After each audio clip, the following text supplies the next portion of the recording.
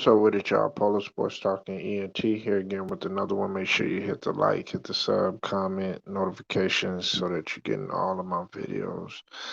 I want to thank y'all for pulling up, and I want to thank the subs that pulled up in the previous stream that we had.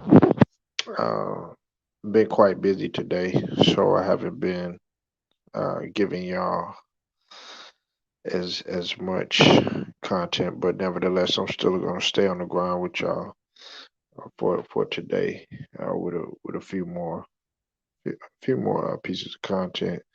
Not as much as I would like because I got some other things going or whatnot. But nevertheless, man, still gotta push it through regardless, man. Look, I'm gonna tell you like this, okay? A lot of people think that this is gonna be a great fit. Kyle Lowry going to Miami and everything, but listen, I've never been a huge fan of Kyle Lowry. It's nothing against him.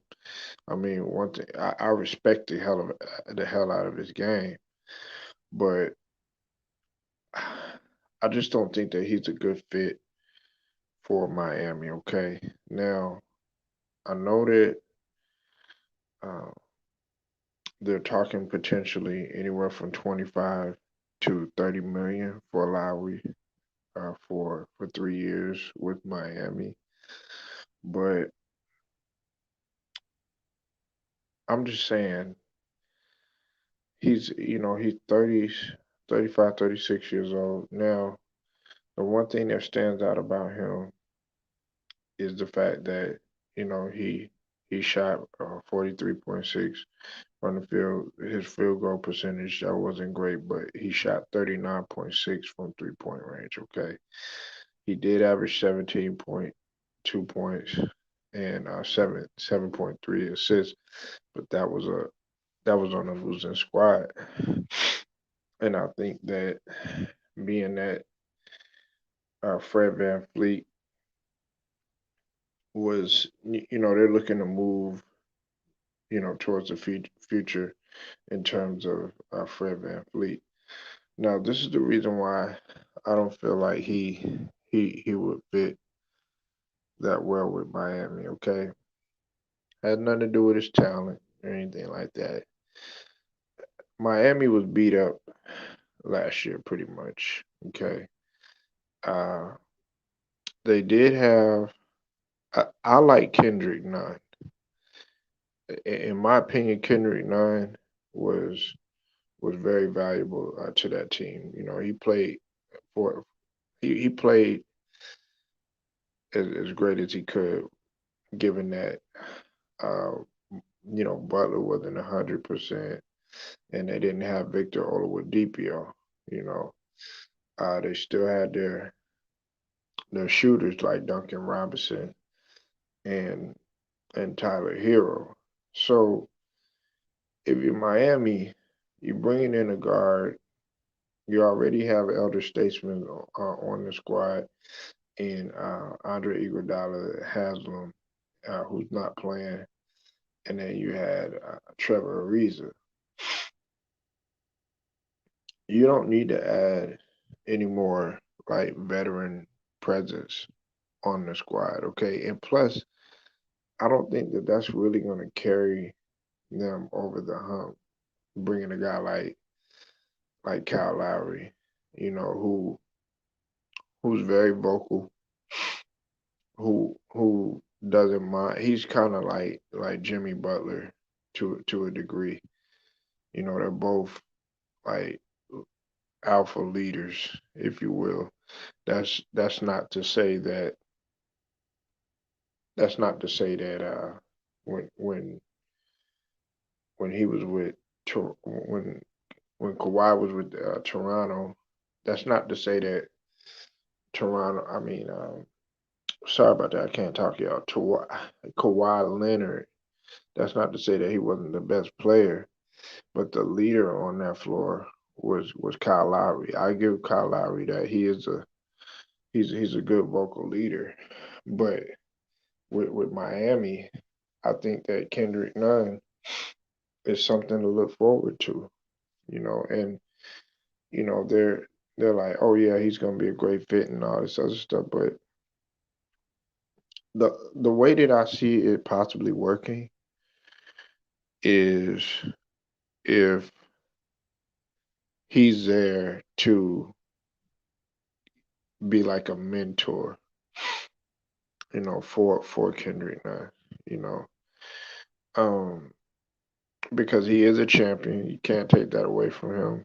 And Kawhi wasn't the only one that was on that Toronto team.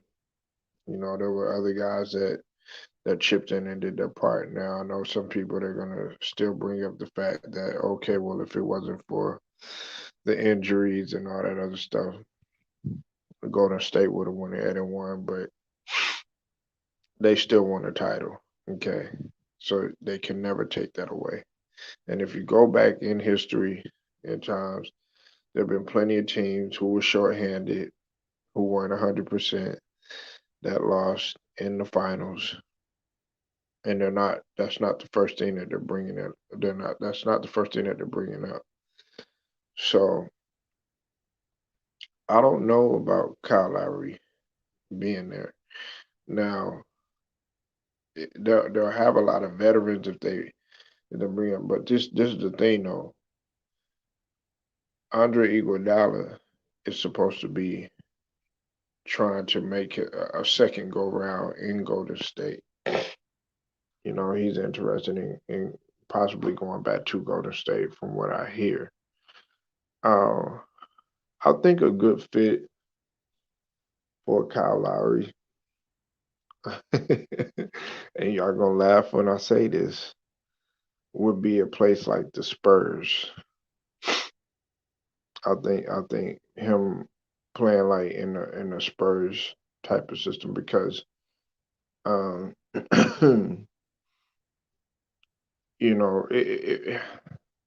he could still be quite valuable to a team, but I wouldn't want him to go to somewhere like Miami and it end up being worse than what it is because they did make the playoffs.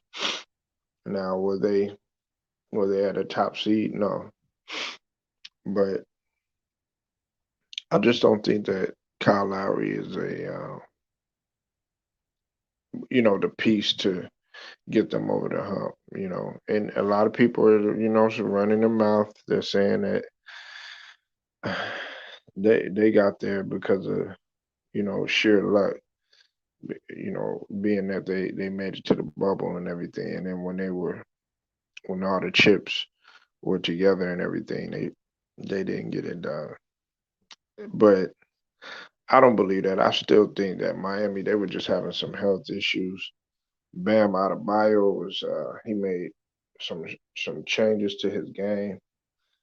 He was willing to do anything necessary for the betterment of the team, and I thought he had a tremendous year, despite them being shorthanded.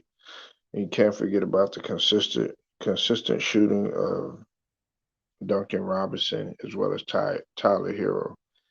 I have them as two and well, it'll be 3 and 4 uh, as far as the top 5 shooters in the league. I got Bogdanovich number 1. I got Herder number 2. I got Duncan Robinson number 3. Tyler Hero number 4. And I know he didn't really perform like he was supposed to in the playoffs, but I got Joe Harris number 5. But he Kyle Lowry did shoot the hell out of the ball though. 39.6%. I mean, that's good. Now if he was to come to Philly, it's crazy if he came to Philly at first. I was kind of object. I kind of rejected that idea, but then I thought to myself. I looked at how he did. I was like, we could use him. I guarantee you this: he would do better at the line, and he would do better at the three point line. than Ben Simmons would. That's the only reason I say anybody but Ben Simmons. But I still want to keep our future. I still want to keep our future, especially when it comes to Maxi and when it comes to Shake Milton. But I don't know. I think Shake Milton is on his way out, but that remains to be seen. We're not talking about my Sixers. We're talking about Kyle Lowry. Um, he's listen when he was in college. I actually paid attention to him more, you know. But somehow, some way, I just I don't know. It's like with Kyle Lowry. It don't get me wrong. He tries it hard and he's real vocal and everything. But I think he just comes off sometimes like he's really better than what he is. Like I don't know what it is, man. But I guess that's just me. Um, being biased, which I'm really not trying to do. I'm really trying to give dude a chance, but I just don't think that he's a good fit for Miami. And I'm actually looking out for him because if he goes to Miami. Now they do have one thing that I can say: they are going to keep you in shape. In Miami, they are going to keep because they have a protocol that you got to follow. They have guidelines. You got to keep your body at a certain weight. Now, it could work out in that regards. They're gonna make him get in shape because when I looked at Iguodala and I looked at Trevor Ariza, they were getting up the floor even as veterans that have been in the league for quite some time. You know, so he could go to Miami and they could revamp his game. Not that's not to say that his game fell off or anything like that, but he could revamp his game to a degree, and it have him playing at a at an even higher level than what he was in Toronto. We'll have to see if that takes place. But yeah, tell me what you think, man. Do you think that this is a good fit for Miami? Make sure you like this video, share it, subscribe to the channel if you're not a member of the channel. Until then, it's Polo Sports Talking ENT. I'll holler at y'all.